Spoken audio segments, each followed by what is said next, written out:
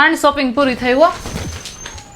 એ ભૂત જેવી માણા થા, તને શરમ નથી આવતી? કેટલા ખર્ચા કરાવીશ તું? મારા આખા પેઢીના પૈસા વાપરી નાખીશ. શોપિંગ તારી બંધ જ નથી થતી. હાલતા કઈક ને કઈક લઈ આવસ. અરે પણ તમારે તો દર વખતે મારો વાક જ કાઢવો હોય. આમે મારા માટે શોપિંગ નથી કરી હું તમારા મમ્મી માટે શોપિંગ કરી આવી છું, મારી સાસુમાં માટે. તમને 9 મહિના પેટમાં રાખ્યા, જન્મ આપ્યો, આટલો સારા મોટા કરી દીધા. તમને જરા કઈ વિચાર આવ્યો કે દર વખતે જૂના કપડાં પહેરે તો એને કઈક નવું લઈ દઈ? હું લઈ આવી આજે તોય મારા વાક કાઢી રાખશો ખાલી તમે. એ મારી ધર્મપત્ની, મારી અર્ધાંગીની, તું તો સાક્ષાત દેવીનું સ્વરૂપ છો. તમારા મમ્મી માટે આટલું વિચાર્યું? મને માફ કરી દે, માફ કરી દે, મને માફ કરી દે. શું માફ કરી દે, માફ કરી દે? દર વખતે હું તમારા પરિવારનું વિચારી રાખું તોય તમારે તો મારો વાક જ કાઢવો હોય, સંભળાઈને જ રાખવું હોય તમારે તો.